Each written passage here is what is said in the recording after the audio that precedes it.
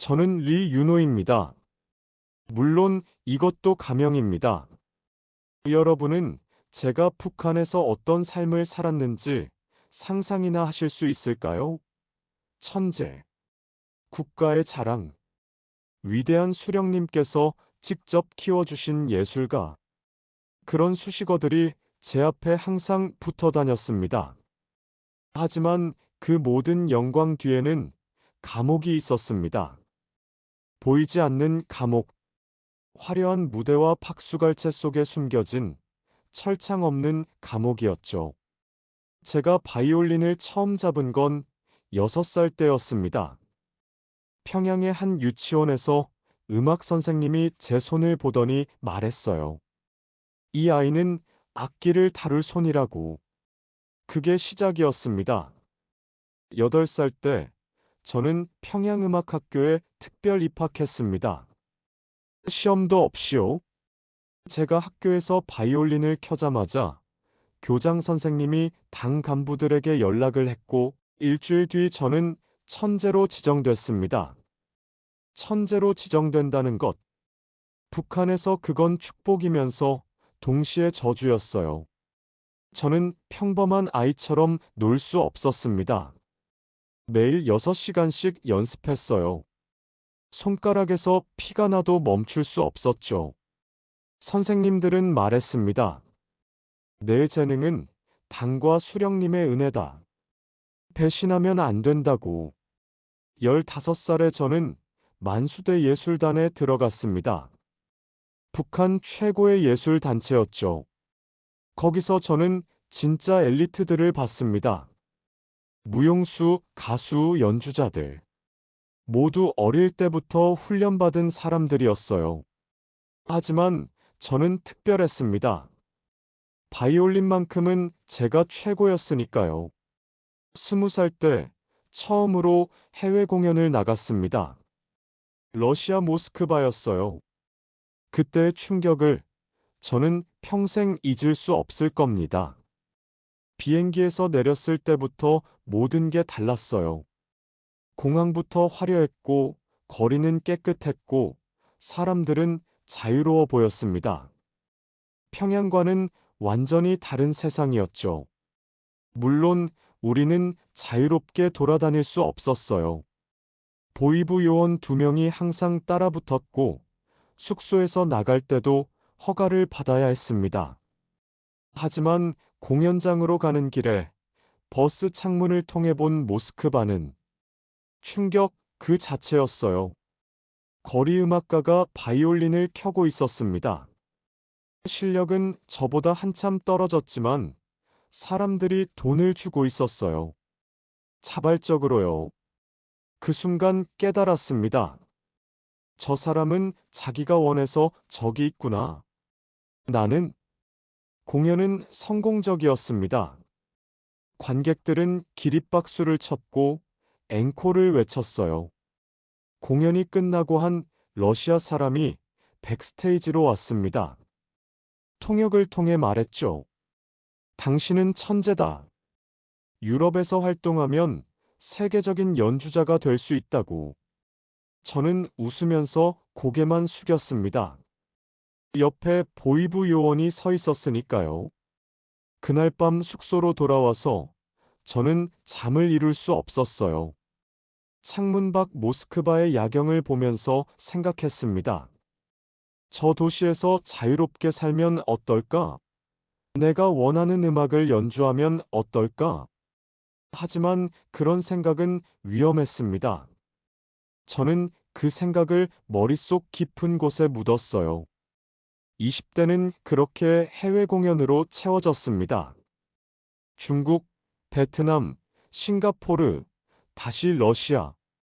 갈 때마다 저는 외부 세계를 조금씩 더 보게 됐어요. 그리고 북한으로 돌아올 때마다 평양이 더 작아 보였습니다. 28살 때 처음으로 김정은 동지 앞에서 연주했습니다. 그날 아침 전화가 왔어요. 오늘 저녁 특별 공연이 있다고. 장소는 비밀이었고 연주 곡목도 지시받았습니다. 저녁 6시 검은 차가 저를 데리러 왔어요. 어디로 가는지도 모른 채 1시간을 달렸습니다. 도착한 곳은 평양 외곽의 한 별장이었어요. 호화로웠습니다. 샹들리에, 대리석 바닥, 금색 장식들. 북한 주민 대부분은 전기도 제대로 못 쓰는데 이곳은 모든 방에 불이 환하게 켜져 있었죠. 작은 공연장으로 안내받았습니다. 객석에는 20명 정도 앉아 있었어요. 모두 고위 간부들이었습니다.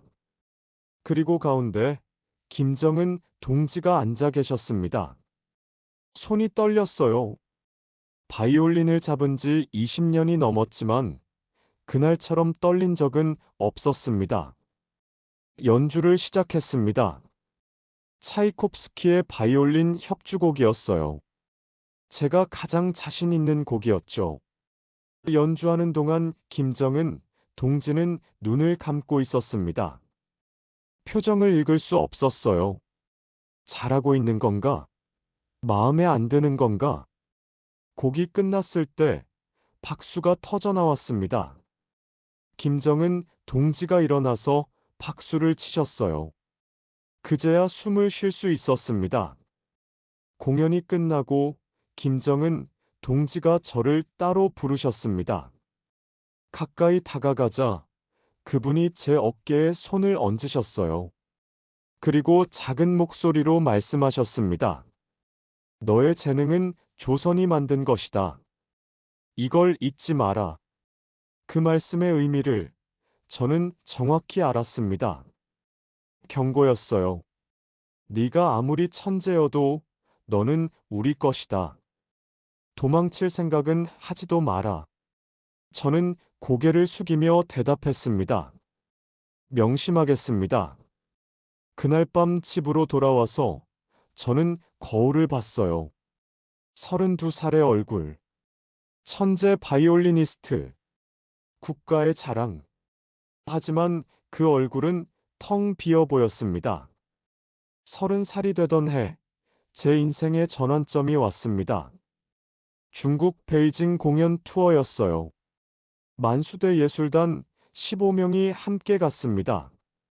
무용수, 가수, 연주자들. 저는 그 중에서도 메인이었죠.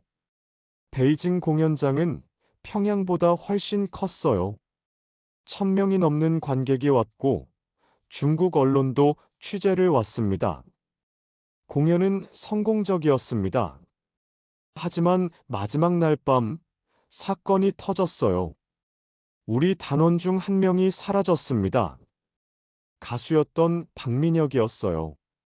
26살의 젊은 친구였죠. 처음엔 단순히 길을 잃은 줄 알았어요. 하지만 다음 날 아침 중국 공안으로부터 연락이 왔습니다. 북한 사람 한 명이 한국 대사관 쪽으로 가려다 체포됐다고. 민혁이었습니다. 그 순간부터 모든 게 엉망이 됐어요. 공연은 취소됐고 우리는 숙소에 갇혔습니다. 보이부 요원들이 한 명씩 조사를 시작했죠.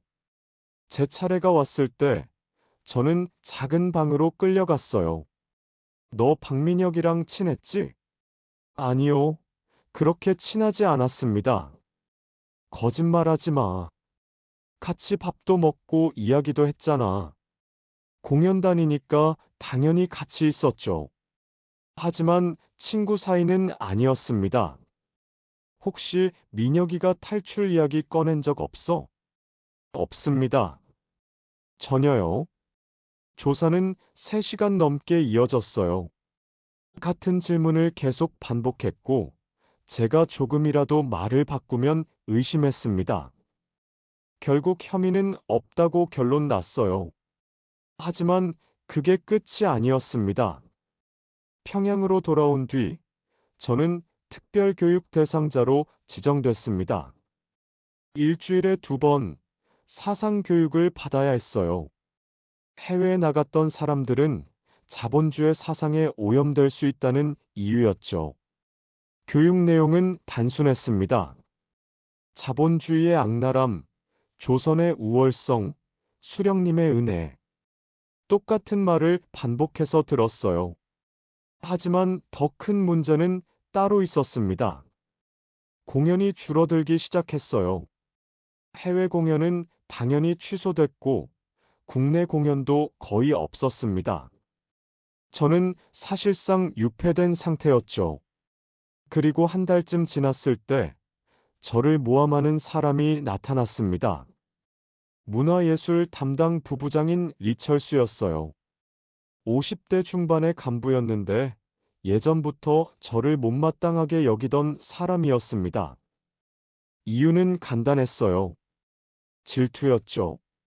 자기 아들도 바이올린을 했는데 실력이 없어서 예술단에 못 들어갔거든요.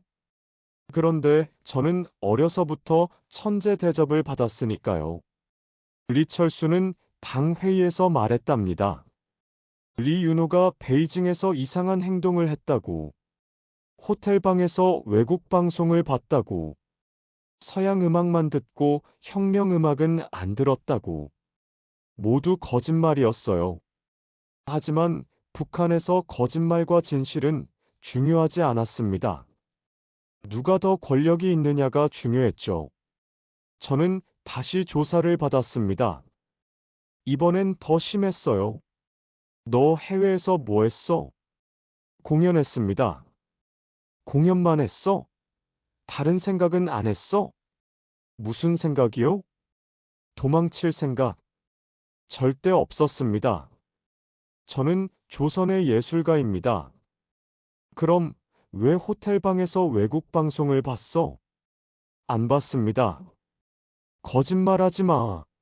증인이 있어. 누가 봤다는 겁니까? 저는 안 봤습니다.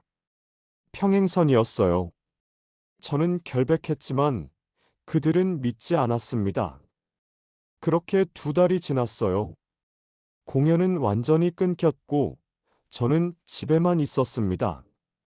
바이올린은 켰지만 의미가 없었어요. 누구한테 들려줄 수도 없었으니까요. 그러던 어느 날 저녁 전화가 왔습니다. 내일 오후 3시 준비하라고. 특별 공연이 있다고. 심장이 철렁했어요. 또 김정은 동지 앞에서 연주하라는 거였습니다. 다음 날 저는 또다시 검은 차를 탔어요. 이번에는 어디로 가는지 알고 있었습니다. 같은 별장이었으니까요. 도착했을 때 분위기가 달랐어요. 경비가 삼엄했고 공기가 무거웠습니다. 공연장에 들어가자 김정은 동지가 혼자 앉아 계셨어요. 이번엔 다른 간부들도 없었습니다. 오직 저와 그분 단둘이었죠. 그분이 말씀하셨습니다. 연주해. 저는 바이올린을 들었어요. 손이 떨렸습니다. 뭘 연주할까요? 네가 제일 좋아하는 곡. 저는 잠시 생각했어요. 그리고 결정했습니다. 차이콥스키 바이올린 협주곡. 제가 가장 자신 있는 곡이자 처음 김정은 동지 앞에서 연주했던 곡이었죠. 활을 현해댔을 때 모든 게 느려지는 것 같았어요. 연주가 시작됐습니다. 평소보다 더 집중했어요. 한 음 한 음에 제 영혼을 담았습니다. 이게 마지막 연주일 수도 있다는 생각이 들었거든요. 김정은 동지는 눈을 감고 계셨어요. 표정은 읽을 수 없었습니다. 15분간의 연주가 끝났을 때 저는 숨을 참고 있었어요. 김정은 동지가 눈을 떴습니다. 그리고 천천히 박수를 쳤어요. 좋아. 그게 전부였어요. 잠시 침묵이 흘렀습니다. 그리고 그분이 다시 말씀하셨어요. 너한테 충성심이 있는지 궁금해서 불렀어. 저는 무릎을 꿇었습니다. 원수님, 저는 충성합니다. 평생 충성하겠습니다. 말로는 쉽지. 그분이 일어나서 제 쪽으로 걸어왔어요. 너도 알겠지만 박민혁은 반역자야. 조국을 배신한 쓰레기지. 너도 그런 생각하면 안 돼. 절대 안 합니다. 증명해. 어떻게요? 다음 공연에서 조선의 위대함을 세계에 알려. 내 재능으로. 그럼 내가 믿어주지. 저는 고개를 숙였습니다. 명심하겠습니다. 김정은 동지는 다시 자리에 앉으셨어요. 그리고 손짓으로 나가라고 했습니다. 밖으로 나왔을 때 저는 온몸이 땀으로 젖어 있었어요. 차를 타고 집으로 돌아오는 길에 창밖을 봤습니다. 평양의 거리, 깨끗하게 정돈된 건물들. 하지만 불빛은 거의 없었어요. 이곳이 제 감옥이구나. 그 생각이 머릿속을 떠나지 않았습니다. 집에 도착해서 저는 바이올린을 내려놓았어요. 그리고 거울을 봤습니다. 32살의 얼굴. 천재 바이올리니스트. 국가의 자랑. 하지만 그 얼굴에서 저는 두려움만 봤습니다. 충성을 증명하라고 했습니다. 어떻게요? 무엇으로요? 저는 알고 있었어요. 한 번의 실수, 한 번의 의심만으로도 저는 끝날 수 있다는 걸. 그날 밤, 저는 천장을 보며 생각했습니다. 이렇게 사는 게 맞는 걸까? 하지만 다른 선택지는 없었어요. 아직은. 일주일 후, 저는 다시 그 별장으로 불려갔습니다. 이번에도 특별 공연이었어요. 하지만 분위기가 달랐습니다. 더 조용했고 더 무거웠죠. 차에서 내렸을 때 경호원들의 표정이 평소와 달랐어요. 날카롭고 경계하는 눈빛이었습니다. 뭔가 잘못됐다는 걸 직감했죠. 공연장으로 들어가는 복도를 걸으면서 저는 제 심장 소리를 들을 수 있었어요. 쿵쿵쿵. 너무 빨리 뛰었습니다. 문이 열렸습니다. 김정은 동지가 앉아 계셨어요. 이번에도 혼자였습니다. 경호원 몇 명만 멀리 벽에 붙어 서 있을 뿐이었죠. 제가 들어가자 그분은 고개만 끄덕였어요. 말씀은 없었습니다. 저는 바이올린을 꺼냈습니다. 손이 떨렸어요. 케이스를 여는 것조차 조심스러웠죠. 바흐의 샤콘느를 연주하기로 했습니다. 기교보다는 감정이 중요한 곡이었어요. 제가 가장 좋아하는 곡이기도 했죠. 하지만 그날 저는 그 곡을 사랑할 수 없었습니다. 화를 들어 올렸습니다. 첫 음이 울려 퍼졌어요. 연주를 시작했지만 이상했어요. 제 손은 정확하게 움직였지만 마음은 텅 비어 있었습니다. 음악이 제 안에서 흐르는 게 아니라 그냥 손가락이 기계적으로 움직이는 것 같았어요. 김정은 동지는 눈을 감고 계셨습니다.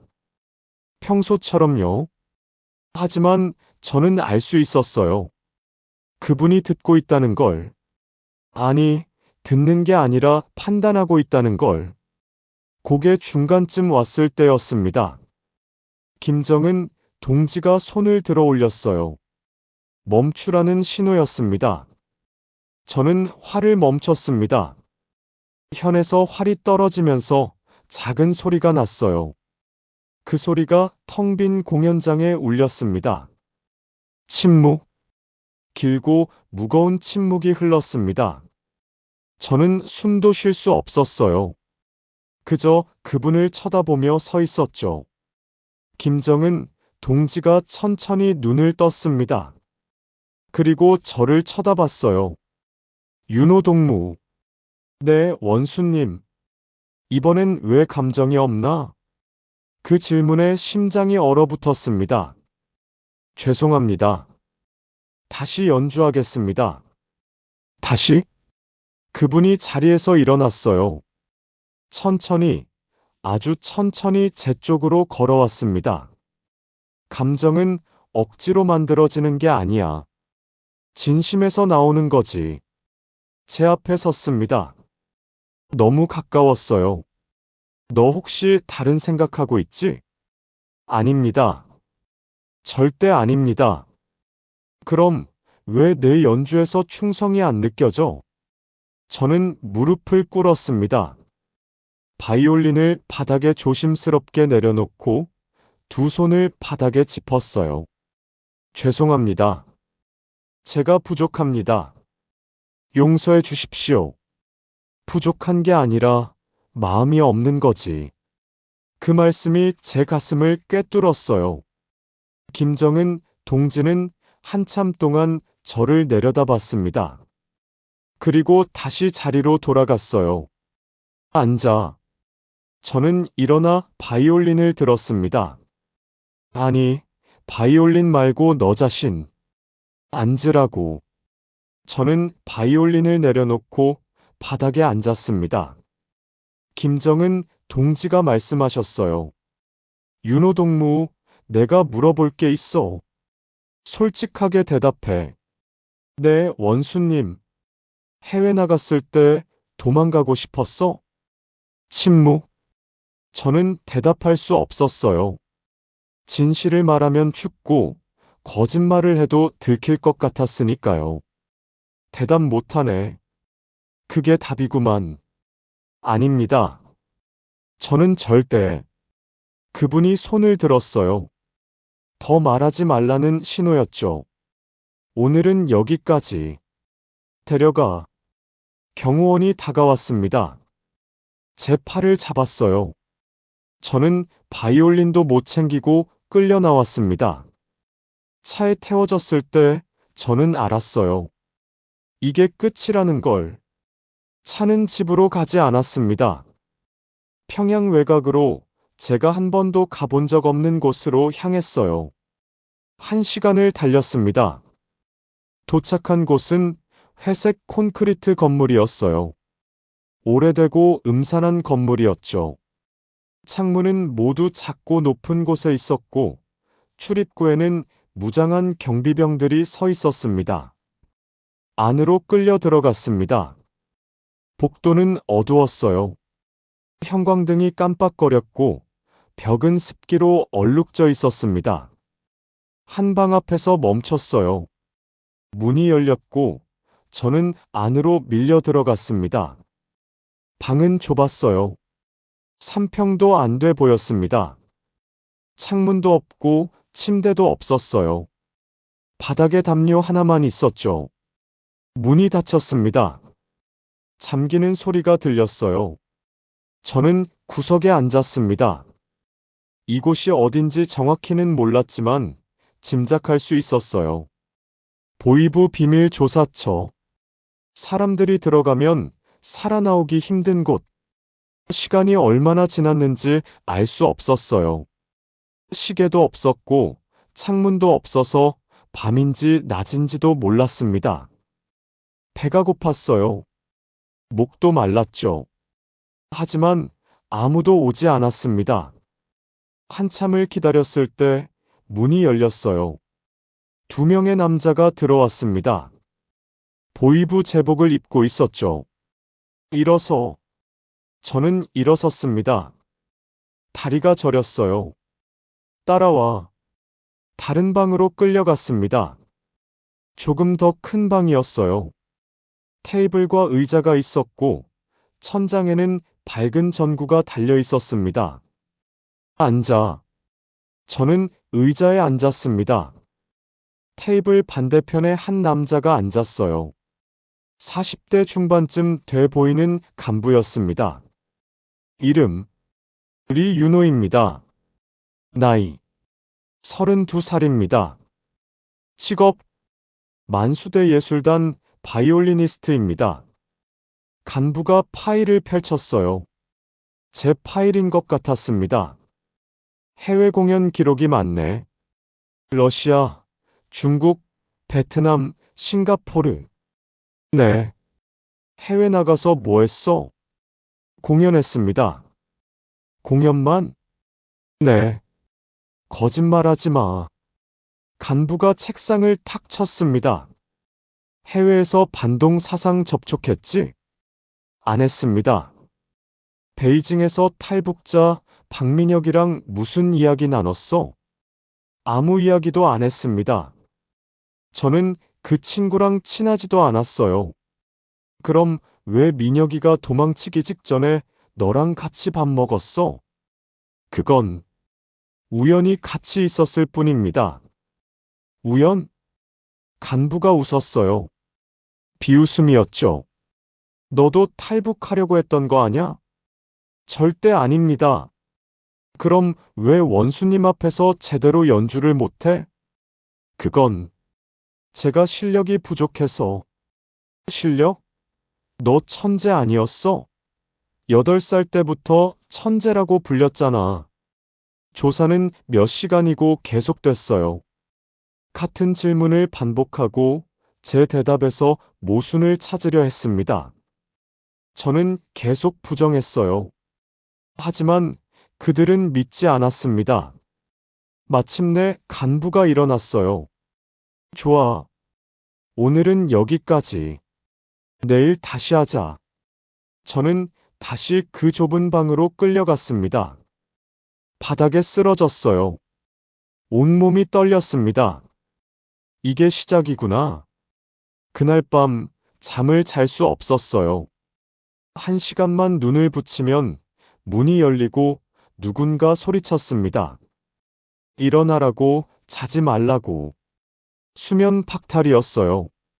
다음 날도, 그 다음 날도 조사는 계속됐습니다. 점점 더 심해졌어요. 질문도 더 공격적이 됐고, 때로는 폭력도 있었습니다. 어느 날은 한 간부가 제 뺨을 때렸어요. 이 새끼가 끝까지 잡았대네. 배를 주먹으로 맞았습니다. 숨이 막혔어요. 탈북하려고 했지? 인정해. 안 했습니다. 또 맞았습니다. 그렇게 1시간쯤 맞았을 겁니다. 정신이 아득해졌어요. 다시 방에 갇혔을 때 저는 바닥에 쓰러져 있었습니다. 온몸이 아팠어요.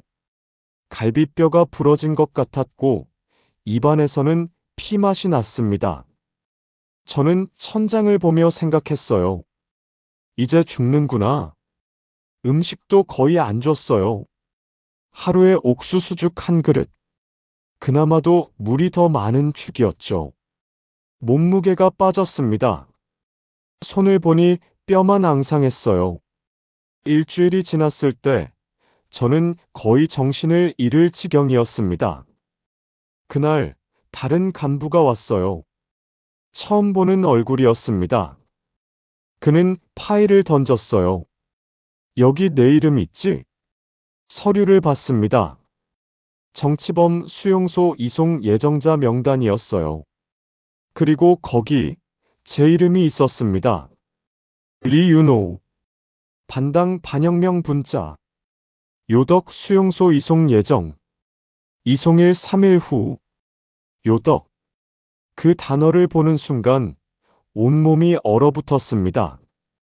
요덕 수용소. 정치범 수용소. 들어가면 살아나올 수 없는 곳. 이송일은 3일 후였습니다. 간부가 말했어요. 3일 있으면 내 인생 끝이야. 거기 가면 바이올린도 못 켜.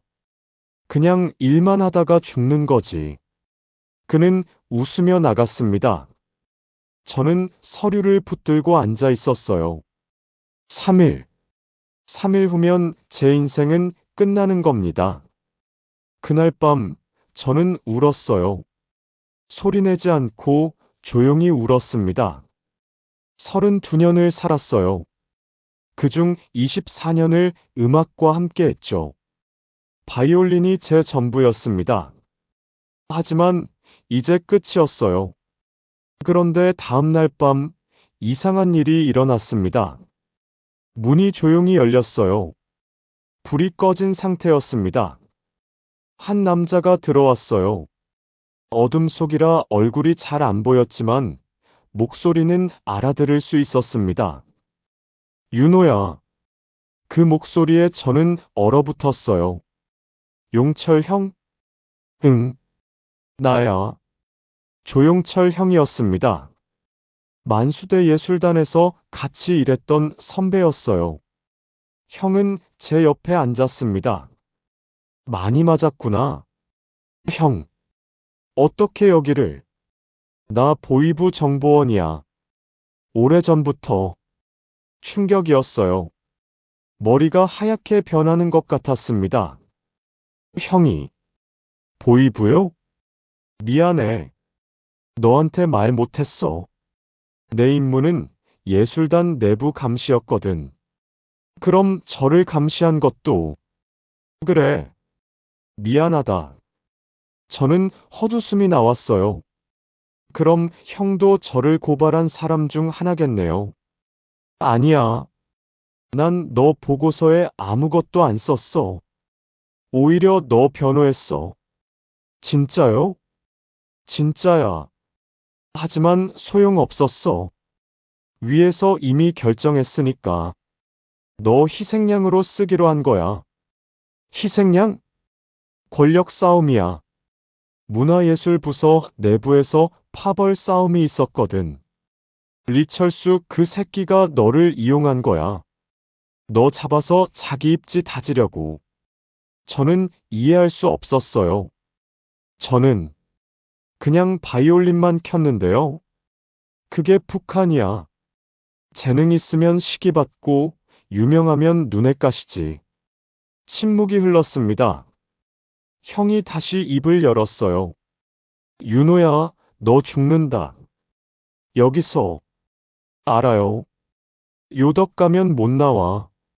넌 젊고 유명하니까 더 집중 감시 받을 거야. 1년도 못 버틸 거다. 그럼 어쩌라고요? 이미 결정됐잖아요. 도망쳐. 저는 형을 쳐다봤어요. 어둠 속에서도 형의 눈이 보였습니다. 뭐라고요? 탈출해. 국경 넘어. 형, 그게 가능한 일이에요? 저는 지금 여기 갇혀 있어요. 3일 후면 요덕 가고요. 방법이 있어. 형은 작은 종이를 꺼냈습니다. 모레 회령으로 공연단 가. 국경지역 순회 공연이야. 너를 무대 준비 인력으로 넣었어. 저를요? 이송 대상자를요? 응. 명단에 내 이름 슬쩍 끼워 넣었어. 어차피 요덕 가기 전이니까 이틀은 괜찮을 거야. 그리고 회령은 국경 근처잖아. 하지만 보위부가 알면 내가 처리했어. 걱정 마. 나도 같이 간다. 왜요? 왜 이렇게까지 해주시는 거예요? 형은 한숨을 쉬었어요. 내 가족도 예전에 숙청당했어. 우리 아버지. 15년 전이야. 권력 싸움에 휘말려서 정치범 수용소 갔어. 나는 그때 17살이었고 아무것도 못했어. 형의 목소리가 떨렸습니다. 아버지는 1년 만에 돌아가셨어. 고문 후유증으로. 나는 그때 보위부에 들어갔어. 다시는 당하지 않기 위해서. 하지만 그게 무슨 소용이야. 또 다른 사람이 당하는 걸 보고만 있었는데. 형, 너는 달라. 너는 진짜 천재야. 바이올린 켜는 내 모습 보면 그게 예술이더라. 그런 너를 이렇게 죽게 놔둘 순 없어. 저는 형의 손을 잡았어요. 고맙습니다. 고맙긴. 아직 성공한 것도 아닌데. 모레 새벽 5시 평양역. 거기서 만나자. 이틀을 기다렸습니다. 더 이상 조사는 없었어요. 어차피 이송 날짜가 정해졌으니까요. 음식도 조금 더 줬습니다. 죽 대신 밥이 나왔어요. 이송 전날 밤, 저는 잠을 이룰 수 없었습니다. 내일 아침이면 탈출 시도를 하는 겁니다. 성공하면 자유, 실패하면 죽음. 두렵지 않다고 하면 거짓말이겠죠. 새벽 4시 문이 열렸어요. 형이 서 있었습니다. 가자. 저는 일어났어요. 형이 제게 옷을 주었습니다. 공연단 인력 작업복이었어요. 입어. 빨리. 저는 옷을 갈아입었습니다. 그리고 형을 따라 밖으로 나왔어요. 경비병들이 있었지만 형이 뭐라고 하자 그냥 보내줬습니다. 밖은 아직 어두웠어요. 차가운 공기가 폐를 찔렀습니다. 차가 기다리고 있었어요. 우리는 탔습니다. 평양역으로 가는 길, 저는 창밖을 봤어요. 평양의 새벽, 텅 빈 거리, 가로등 불빛만 깜빡거렸습니다. 이곳을 다시 볼 수 있을까? 평양역에 도착했을 때 공연단 사람들이 모여 있었어요. 10여 명쯤 됐습니다. 형이 저를 그들 사이에 섞어 넣었어요. 넌 무대 준비 인력이야. 말 걸지 말고 조용히 있어. 네. 기차가 들어왔습니다. 회령행이었어요. 탑승이 시작됐어요. 저는 다른 사람들 틈에 섞여 기차에 올랐습니다. 객차는 붐볐습니다. 공연단 인원, 보이부 감시원, 일반 승객들로 가득했어요. 저는 창가 자리에 앉았습니다. 형은 복도 쪽에 섰어요. 기차가 움직이기 시작했습니다. 평양역이 멀어졌어요. 건물들이 작아지고 결국 사라졌습니다. 저는 주먹을 꽉 쥐었어요. 이제 돌아갈 수 없다는 걸 알았습니다. 기차는 북쪽으로 달렸습니다. 창밖으로 북한의 풍경이 지나갔어요. 논밭, 산, 작은 마을들. 모든 게 회색빛이었습니다. 1시간쯤 지났을 때 보안원이 객차에 들어왔습니다. 신분증 검사합니다. 승객들이 신분증을 꺼냈어요. 저도 형이 준 가짜 증명서를 꺼냈습니다. 보안원이 한 명씩 확인하며 다가왔어요. 제 차례가 왔을 때 심장이 터질 듯이 뛰었습니다. 신분증. 저는 공연단 증명서를 내밀었어요. 보안원이 자세히 봤습니다. 너무 오래 보는 것 같았어요. 예술단? 네. 무슨 일로 회령 가나? 순회 공연입니다. 공연? 무슨 공연? 인민위문 공연입니다. 보안원이 저를 쳐다봤어요. 의심하는 눈빛이었습니다. 얼굴이 왜 이렇게 상했어? 넘어졌습니다. 넘어졌어? 네. 실수로. 보안원이 형을 봤어요. 형이 다가왔습니다. 그리고 자기 신분증을 꺼냈어요. 나 보이부 지도원이야. 이 친구 내가 데리고 가는 거야. 보안원이 형의 신분증을 보더니 표정이 바뀌었습니다. 아, 죄송합니다. 몰랐습니다. 괜찮아. 계속 검사해. 보안원은 다음 사람에게로 갔어요. 위기를 넘겼습니다. 하지만 긴장은 풀리지 않았어요. 형이 작은 목소리로 말했습니다. 잘했어. 계속 조용히 있어. 기차는 계속 북쪽으로 달렸습니다.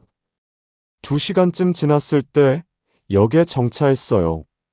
중간역이었습니다. 몇 명이 내리고 또 몇 명이 탔어요. 그때 한 남자가 제 옆자리에 앉았습니다. 보이부 제복을 입은 남자였어요. 심장이 철렁했어요. 남자는 저를 힐끗 봤습니다. 그리고 신문을 펼쳤어요. 기차가 다시 출발했습니다. 저는 창밖만 보려고 했어요. 옆 사람과 눈을 마주치지 않으려고요. 하지만 남자가 말을 걸었습니다. 어디 가나? 저는 대답해야 했어요. 회령입니다. 회령? 무슨 일로? 공연입니다. 아, 예술단이구만. 네. 남자가 다시 신문을 봤어요. 저는 안도했습니다. 하지만 10분쯤 지났을 때 남자가 다시 말했어요. 얼굴이 많이 상했네. 무슨 일 있었어? 넘어졌습니다. 연습하다가. 네. 남자가 저를 빤히 쳐다봤어요. 이름이 뭐지? 리윤호입니다. 리윤호. 어디서 들어본 이름인데? 심장이 멎는 줄 알았어요. 남자가 턱을 만지며 생각했어요. 아, 그 유명한 바이올리니스트? 만수대 예술단에? 저는 대답할 수 없었어요. 형이 다가왔습니다. 무슨 일인가? 남자가 일어났어요. 아, 아무것도 아닙니다. 그냥 인사했을 뿐입니다. 형이 남자를 노려봤어요. 남자는 불편한 듯 자리를 옮겼습니다. 저는 숨을 쉴 수 있었어요. 형이 속삭였습니다. 조심해. 의심받으면 끝이야. 네. 5시간을 더 달렸습니다. 밤이 됐어요. 차창 밖은 칠흑 같은 어둠이었습니다. 그리고 마침내 회령역에 도착했습니다. 밤 8시였어요. 추웠습니다. 승객들이 내렸어요. 우리도 내렸습니다. 역은 작고 어두웠어요. 평양과는 완전히 달랐죠. 공연단 사람들이 모였습니다. 인솔자가 말했어요. 숙소로 이동한다. 따라와. 우리는 걷기 시작했어요. 하지만 형이 제 팔을 잡았습니다. 우리는 안 가. 형은 저를 반대 방향으로 데리고 갔어요. 어두운 골목으로 들어갔습니다. 사람들이 없었어요. 어디로 갑니까? 강 쪽으로. 빨리. 우리는 밤거리를 걸었어요. 가로등도 거의 없어서 정말 어두웠습니다. 30분쯤 걸었을 때 건물들이 사라지고 논밭이 나타났어요. 그리고 멀리 강이 보였습니다. 두만강. 얼어붙은 강이었어요. 달빛에 반짝이는 얼음이 보였습니다. 저기 봐. 저 건너편이 중국이야. 형이 가리켰어요. 불빛이 보였어요. 강 건너편에 희미한 불빛들이 있었습니다. 저곳이 자유였어요. 하지만 문제가 있었습니다. 국경 초소가 보였거든요. 감시탑에 불이 켜져 있었고 군인들이 순찰을 돌고 있었습니다. 저길 어떻게 넘어가요? 형이 시계를 봤어요. 지금 9시. 순찰 교대가 10시야. 그때 6분 정도 공백이 생겨. 6분. 충분해. 뛰면 돼. 우리는 강변의 풀숲에 숨었습니다. 추웠어요. 바람이 매서웠고 땅은 얼어 있었습니다. 1시간을 기다렸습니다. 시간이 너무 천천히 갔어요. 10시가 됐을 때 초소에서 군인들이 움직이는 게 보였어요. 교대 시간이었습니다. 형이 속삭였습니다. 준비해. 곧 가야 해. 군인들이 초소 안으로 들어갔어요. 지금이야. 우리는 뛰었습니다. 눈밭을 헤치며 미끄러지며 넘어지며 강이 가까워졌어요. 거의 다 왔어요. 그런데 그때였습니다. 불빛이 우리를 비췄어요. 서지 못해. 초소에서 누군가 소리쳤습니다. 들켰어요. 뛰어. 멈추지 마. 형이 소리쳤어요. 총소리가 터졌습니다. 탕, 탕, 탕. 총알이 우리 옆을 스쳐 지나갔어요. 우리는 강으로 뛰었습니다. 얼음 위에 발을 디뎠을 때 미끄러웠어요. 넘어질 뻔했지만 균형을 잡았습니다. 뒤에서 형이 소리쳤어요. 윤호야, 계속 가. 저는 뒤를 돌아봤어요. 형이 멈춰 서 있었습니다. 형, 왜 멈춰요? 넌 가. 나는 여기서 시간 벌게. 안 돼요. 같이 가야죠. 형은 웃었어요. 나는 괜찮아. 어차피 돌아갈 곳도 없어. 넌 달라. 넌 살아야 해. 그때 총소리가 또 울렸습니다. 탕! 형이 비틀거렸어요. 형! 형의 어깨에서 피가 흘렀습니다. 가라고. 빨리. 군인들이 강 쪽으로 달려오고 있었어요. 형이 다시 소리쳤습니다. 음악 계속해. 자유롭게 켜. 그게 내 소원이야. 저는 눈물을 흘리며 돌아섰습니다. 그리고 뛰었어요. 미친 듯이 뛰었습니다. 뒤에서 총소리가 계속 들렸어요. 탕, 탕, 탕. 하지만 저는 멈추지 않았어요. 얼음 위를 달렸습니다. 미끄러지고 넘어졌지만 일어나서 또 뛰었어요. 반대편 강둑이 보였어요. 거의 다 왔어요. 마지막 힘을 다해 뛰었습니다. 그리고 도착했어요. 중국 땅이었습니다. 저는 쓰러졌어요. 숨을 쉴 수 없었습니다. 뒤를 돌아봤습니다. 강 저편에 형이 보였어요. 눈밭에 쓰러진 형이. 군인들이 형을 둘러싸고 있었습니다. 형. 저는 무릎을 꿇고 울었어요. 하지만 일어나야 했습니다. 형이 살린 목숨이었으니까요.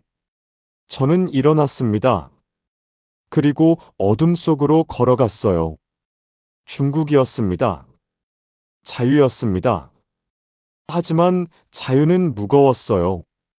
형의 희생 위에 세워진 자유였으니까요. 저는 걸으면서 다짐했습니다. 음악을 계속하겠다고. 자유롭게 켜겠다고. 형의 소원대로. 그게 제가 할 수 있는 유일한 보답이었으니까요. 강을 건넌 후 저는 한참을 걸었습니다. 어디로 가는지도 몰랐어요. 그저 북한에서 멀어지기만 하면 됐습니다. 새벽 2시쯤이었을 겁니다. 중국 쪽 마을이 보였어요. 작은 마을이었죠. 불빛이 몇 개 보였습니다. 저는 한 집 처마 밑에 몸을 숨겼습니다. 너무 추웠어요. 온몸이 얼어붙는 것 같았죠. 형이 준 가방을 열었습니다. 중국 돈이 있었어요. 그리고 작은 종이 쪽지. 조선족 브로커 연락처가 적혀 있었습니다. 새벽이 밝았습니다. 마을 사람들이 움직이기 시작했어요. 저는 조심스럽게 공중전화를 찾았습니다. 전화를 걸었어요. 벨이 울렸습니다. 누구야? 낯선 남자의 목소리였어요. 저, 형님 소개로 전화했습니다. 도움이 필요합니다. 형님? 누구? 조용철. 침묵이 흘렀습니다. 어디야? 단둥 근처 작은 마을입니다. 마을 이름은 됐어. 움직이지 마. 1시간 후에 가. 전화가 끊겼습니다. 저는 기다렸어요. 1시간이 너무 길게 느껴졌습니다. 정확히 1시간 후 낡은 트럭 한 대가 왔어요. 운전석에서 50대쯤 돼 보이는 남자가 내렸습니다. 너 윤호? 네. 타. 저는 트럭에 탔습니다. 남자는 말없이 운전을 시작했어요. 어디로 가는지 묻지 않았습니다. 어차피 선택권이 없었으니까요. 2시간을 달렸습니다. 도착한 곳은 한 농가였어요. 외진 곳이었죠. 여기서 며칠 숨어 있어. 다음 이동 준비될 때까지 감사합니다. 감사는 무슨, 돈 다 받았어. 그 말에 형 생각이 났습니다. 형이 미리 다 준비해둔 거였어요. 농가에서 사흘을 숨어 지냈습니다. 조선족 할머니가 음식을 갖다 줬어요. 말은 별로 없었지만 눈빛은 따뜻했습니다. 사흘째 되던 날 밤, 브로커가 다시 왔어요. 내일 베이징으로 간다. 준비해. 베이징이요? 응. 거기서 한국 대사관 갈 거야. 다음날 새벽, 저는 다시 차에 탔습니다. 하지만 이번엔 혼자가 아니었어요. 다른 탈북민 2명이 더 있었습니다. 젊은 여자와 중년 남자였어요. 모두 지친 얼굴이었죠. 베이징까지는 이틀이 걸렸습니다. 중간에 여러 번 차를 바꿔 타고 검문을 피해 돌아가야 했어요. 이틀째 되던 날 오후 베이징 외곽에 도착했습니다. 브로커가 말했어요. 여기서부터 조심해야 해. 베이징은 공안이 많거든. 우리는 작은 여관에 숨었습니다. 그날 밤 계획을 들었어요. 내일 아침 7시 한국 대사관으로 뛴다. 성공하면 끝이고 실패하면 뭐 알겠지? 저는 고개를 끄덕였습니다. 그날 밤 잠을 이룰 수 없었어요. 내일이면 결정나는 겁니다. 다음날 새벽 6시 우리는 준비를 마쳤습니다. 브로커가 대사관 근처까지 데려다 줬어요. 저기 봐. 저 건물이 한국 대사관이야. 저 문 안으로만 들어가면 돼. 멀리 건물이 보였습니다. 태극기가 펄럭이고 있었어요. 가슴이 뛰었습니다. 준비됐어? 네. 그럼 뛰어. 지금. 우리는 뛰었습니다. 거리를 가로질러 사람들을 피하며 대사관을 향해 50m쯤 남았을 때였어요. 멈춰. 뒤에서 중국어가 들렸습니다. 공안이었어요. 더 빨리 뛰었습니다. 30m, 20m. 공안들이 뒤쫓아왔어요. 같이 뛰던 중년 남자가 넘어졌습니다. 공안이 그를 붙잡았어요. 하지만 저와 여자는 계속 뛰었습니다. 10m. 대사관 문이 보였어요. 경비원이 우리를 봤습니다. 여기요. 도와주세요. 경비원이 문을 열었어요. 우리는 문 안으로 뛰어들었습니다. 공안들이 문 앞에서 멈췄어요. 대사관 안으로는 못 들어왔습니다. 저는 바닥에 쓰러졌어요. 숨을 쉴 수 없었습니다. 대사관 직원이 달려왔습니다. 괜찮으세요? 어디서 오셨어요? 북한. 북한에서 왔습니다. 직원의 얼굴이 굳었어요. 알겠습니다. 안으로 들어오세요. 한국 대사관. 대한민국 영토. 저는 울었습니다. 형, 해냈어요. 해냈어요. 대사관에서 일주일을 보냈습니다. 서류 작업, 신원 확인 면담. 복잡한 절차들이었죠. 하지만 친절했어요. 음식도 주고 잠자리도 주고 옷도 새로 줬습니다. 일주일 후 비행기표를 받았습니다. 서울행이었어요. 비행기에 올랐을 때 믿을 수 없었습니다. 정말 한국에 가는 거구나. 3시간을 날았습니다. 그리고 인천공항에 도착했어요. 입국장을 나왔을 때 통일부 직원들이 기다리고 있었습니다. 리윤호 씨 맞으시죠? 환영합니다. 저는 그 자리에서 무릎을 꿇었어요. 감사합니다. 정말 감사합니다. 다음 날 저는 경기도 안성의 하나원으로 갔습니다. 탈북민 정착 교육기관이었어요.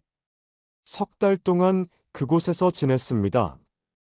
한국어 교육, 사회 적응 교육, 직업 교육. 하지만 저는 집중할 수 없었어요. 밤마다 악몽을 꿨거든요. 조사실, 고문, 총소리, 형이 쓰러지는 장면, 비명을 지르며 일어났습니다. 땀으로 흠뻑 젖어서요.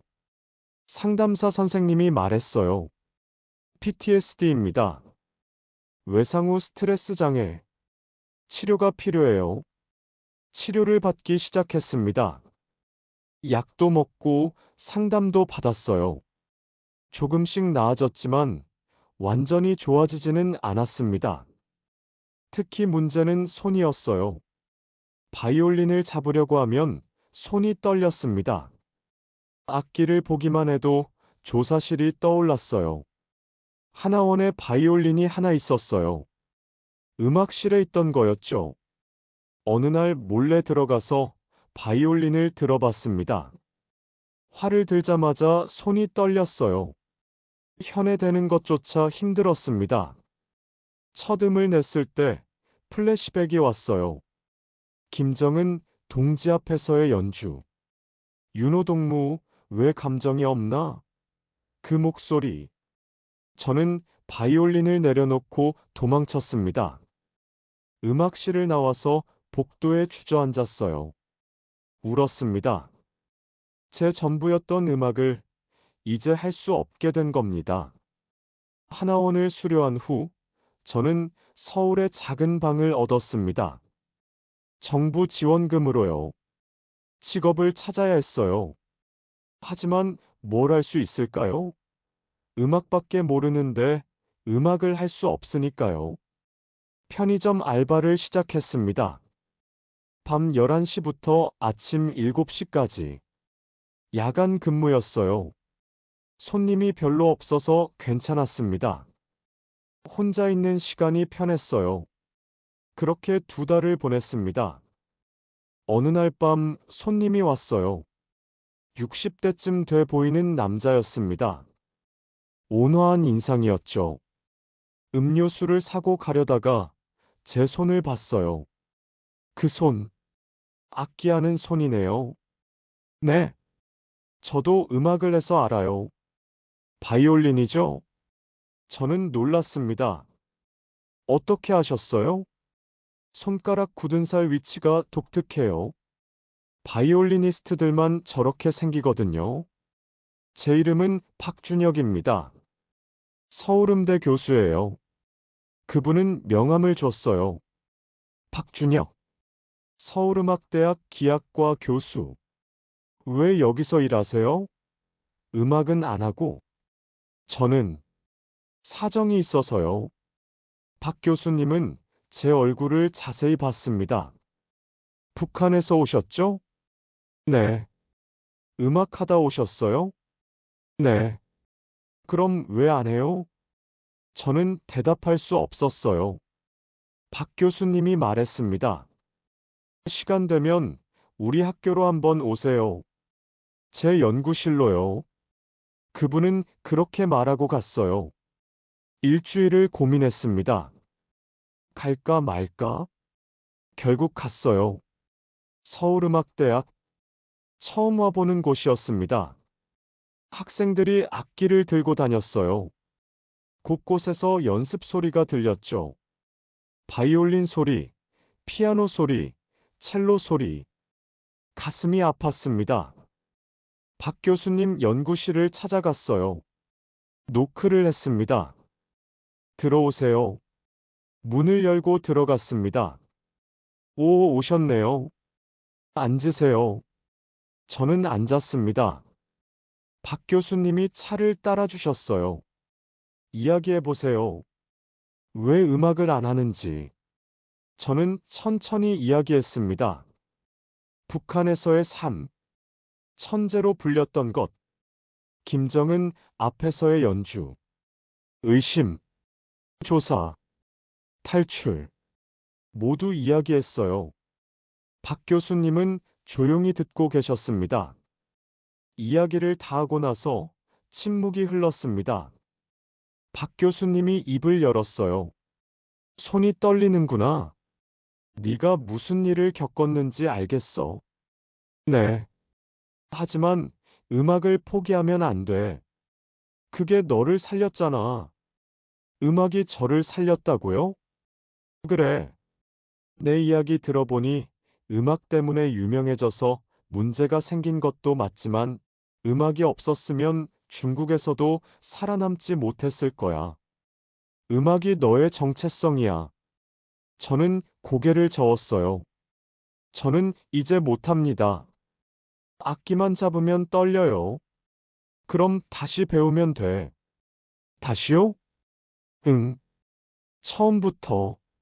마치 6살 아이가 처음 바이올린 잡듯이. 박 교수님은 바이올린을 꺼냈어요.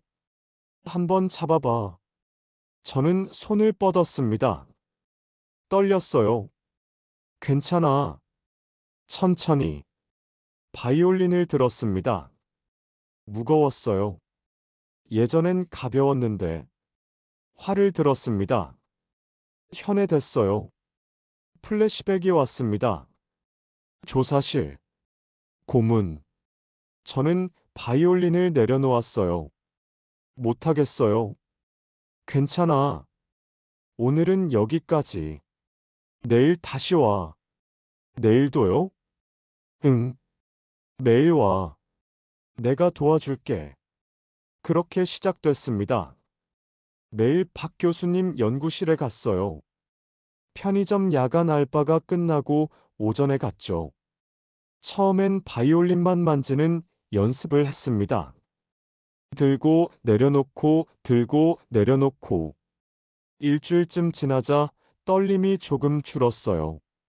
그 다음엔 활을 들고 현해대는 연습을 했습니다. 소리는 내지 않고 그냥 대기만 했어요. 한 달이 지났을 때 첫 음을 냈습니다. 삐걱. 형편없는 소리였어요. 초보자 같았죠. 하지만 박 교수님은 박수를 쳤습니다. 좋아. 시작이야.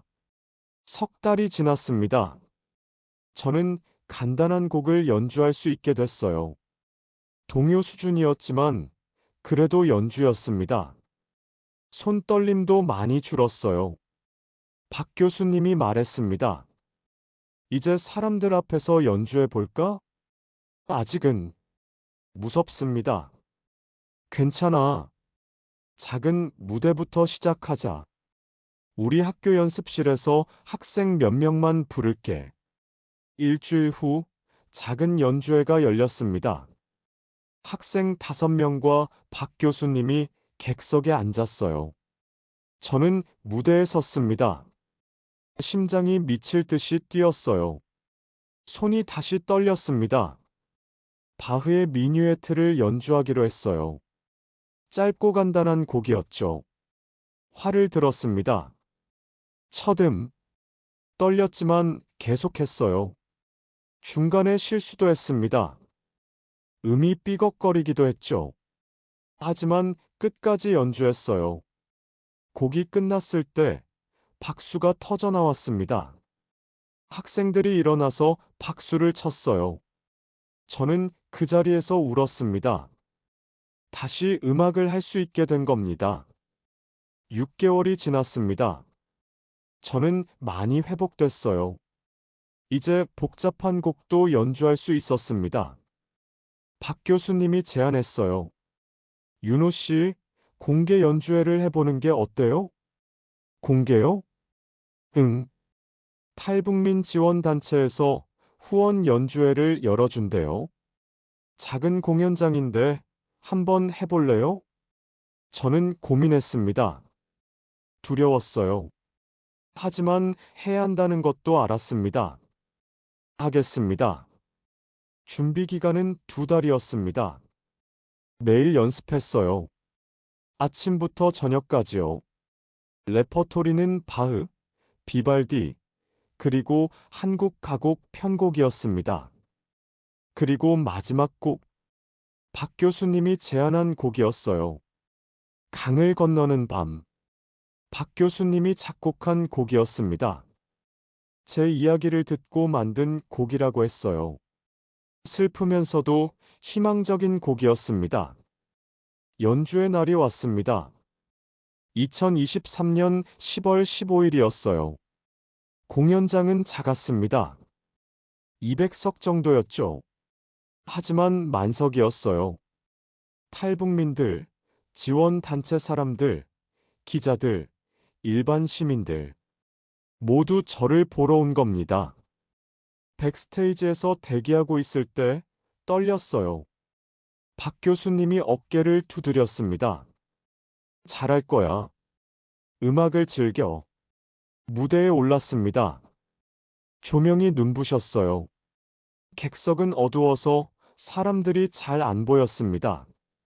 첫 곡을 시작했어요. 바흐의 샤콘느였습니다. 손이 떨렸지만 연주를 시작했어요. 음악이 흘러나왔습니다. 객석이 조용했어요. 모두 숨죽이며 듣고 있었습니다. 곡이 끝났을 때 박수가 터져 나왔어요. 저는 숨을 쉬었습니다. 첫 곡을 무사히 끝냈어요. 두 번째, 세 번째 곡도 연주했습니다. 그리고 마지막 곡, 강을 건너는 밤. 곡을 소개했어요. 이 곡은 박준혁 교수님께서 저를 위해 작곡해 주신 곡입니다. 제목은 강을 건너는 밤입니다. 잠시 멈췄습니다. 그리고 이 곡을 저를 살리기 위해 죽은 친구에게 바칩니다. 목소리가 떨렸어요. 조용철 형. 형이 없었다면 저는 여기 없습니다. 눈물이 났습니다. 객석도 조용했어요. 저는 눈물을 닫고 바이올린을 들었습니다. 곡이 시작됐어요. 슬픈 멜로디였습니다. 두만강의 추운 밤을 표현한 듯한 곡이었죠. 중간에 격렬한 부분이 있었어요. 총소리, 도망, 두려움. 그리고 마지막은 희망적으로 끝났습니다. 연주하는 동안 저는 울었어요. 눈물이 멈추지 않았습니다. 형 생각이 났어요. 형이 쓰러지던 장면. 음악 계속해, 자유롭게 켜. 그 말. 곡이 끝났습니다. 침묵이 흘렀어요. 그리고 박수가 터져 나왔습니다. 기립박수였어요. 모두 일어나서 박수를 쳤습니다. 저는 무대에서 무릎을 꿇고 울었어요. 형, 들었어요? 제가 자유롭게 켰어요. 연주회가 끝난 후 많은 사람들이 다가왔습니다. 감동적이었어요. 눈물이 났어요. 계속 음악 해주세요. 감사합니다. 계속하겠습니다. 그날 밤, 저는 혼자 방에 앉아 있었어요. 무언가 해야 한다고 생각했습니다. 더 많은 사람들에게 이야기를 전해야 한다고요. 유튜브 채널을 만들었습니다. 채널 이름은 북한의 음악, 감춰진 세계였어요. 첫 영상을 올렸습니다. 제 소개, 북한에서의 삶, 음악 이야기. 처음엔 조회수가 100명도 안 됐어요. 하지만 계속 올렸습니다. 북한 음악의 실체, 천재가 되어야만 살 수 있었던 나라, 예술가의 비극. 조금씩 사람들이 보기 시작했어요. 1000명, 10,000명, 10만 명. 댓글이 달렸습니다. 이런 이야기는 처음 들어요. 음악으로 증언하는 게 감동적이에요. 응원합니다. 1년이 지났습니다. 저는 이제 정기적으로 연주회를 열었어요. 학교에서도 강의를 했습니다. 그리고 어느 날 이메일이 왔어요. 유엔 인권이사회에서 온 초청장이었습니다. 제네바에서 열리는 북한 인권 세션에서 연주와 증언을 해달라는 거였어요. 박 교수님이 말했습니다. 가야죠. 이건 기회예요. 저는 준비했습니다. 한 달 후 제네바로 갔어요. 유엔 본부. 처음 와보는 곳이었습니다. 회의장은 컸어요. 각국 대표들이 앉아 있었습니다. 제 차례가 왔습니다. 무대에 올랐어요. 단상에는 마이크와 바이올린 스탠드가 있었습니다. 먼저 증언을 했습니다. 저는 북한에서 국가대표 바이올리니스트였습니다. 하지만 의심을 받았고 탈출해야 했습니다. 회의장이 조용했어요. 제 친구는 저를 살리기 위해 죽었습니다. 오늘 연주는 그 친구에게 바칩니다. 바이올린을 들었습니다. 강을 건너는 밤을 연주했어요. 연주하는 동안 회의장은 숨소리 하나 없이 조용했습니다. 곡이 끝났을 때 박수가 터져 나왔어요. 많은 대표들이 일어나서 박수를 쳤습니다. 증언이 끝나고 여러 나라 대표들이 악수를 청했어요. 용기 있는 증언 감사합니다. 음악으로 증언하니 더 가슴에 와닿습니다. 북한 인권을 위해 계속 노력하겠습니다. 한국으로 돌아왔을 때 많은 것이 변해 있었어요. 언론에서 인터뷰 요청이 왔고 연주의 제안도 많았습니다. 저는 바빠졌어요.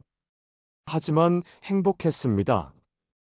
그렇게 1년을 보냈습니다. 어느 날 낯선 번호로 전화가 왔어요. 여보세요? 리윤호 씨 맞으십니까? 네, 맞습니다.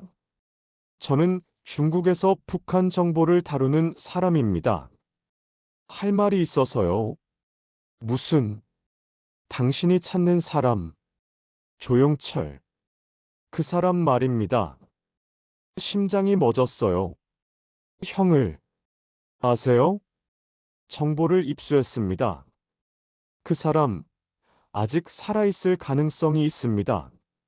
세상이 멈추는 것 같았어요. 정말요? 확실하진 않습니다. 하지만 북한 보위부 내부 소식통에 따르면 조용철이란 사람이 북창 지역 노동교화소에 있다는 정보가 있어요. 저는 주저앉았습니다. 형이 살아있어요? 가능성이 있다는 겁니다. 하지만 확인은 어렵습니다. 어떻게 확인할 수 있나요? 시간이 걸릴 겁니다. 계속 추적하고 있어요. 전화가 끊겼습니다. 저는 한참을 그 자리에 앉아 있었어요. 형이 살아있을지도 모른다. 그날부터 저는 매일 기도했습니다. 형이 살아있게 해주세요. 제발. 그리고 편지를 쓰기 시작했어요. 언젠가 형에게 닿을 거라 믿으면서요. 형에게. 저는 지금 대한민국에 있습니다. 자유롭게 음악을 하고 있어요. 형이 살려준 제 목숨, 헛되이 쓰지 않고 있습니다. 매일 연주합니다. 형 생각하며 켜요. 제가 살아있는 이유는 형 덕분입니다. 형이 없었다면 저는 요덕에서 죽었을 거예요. 형이 저를 두만강 건너편으로 보내줬습니다. 형이 마지막으로 한 말 잊지 않았어요. 음악 계속해. 자유롭게 켜. 저는 그 말대로 하고 있습니다. 유엔에서도 연주했어요. 세계 사람들 앞에서 형 이야기를 했습니다. 많은 사람들이 감동했어요. 형의 희생을 알게 됐습니다. 형, 살아있다는 소식을 들었어요. 확실한 건 아니지만 가능성이 있대요. 저는 믿습니다. 형이 살아있다고. 그리고 언젠가 이 편지가 형에게 닿을 거라고 믿습니다. 그때까지 저는 계속 음악을 할 거예요. 형의 몫까지. 형이 듣지 못한 자유의 음악을 제가 대신 켜겠습니다. 기다리고 있겠습니다. 다시 만날 그날까지. 형의 동생, 윤호 올림. 편지를 다 쓰고 저는 봉투에 넣었어요. 그리고 책상 서랍에 넣어뒀습니다. 언젠가 형에게 줄 수 있을 거라 믿으면서요. 창밖을 봤어요. 서울의 야경이 보였습니다. 불빛들이 반짝였어요. 저는 바이올린을 들었습니다. 그리고 연주를 시작했어요. 강을 건너는 밤. 형을 위한 곡. 자유를 위한 곡. 음악이 방 안을 가득 채웠습니다. 형, 들리세요? 저는 자유롭게 켜고 있어요. 형이 원하던 대로. 그리고 계속 켤 거예요. 형을 다시 만날 때까지. 음악은 계속됐습니다. 희망의 음악이었습니다.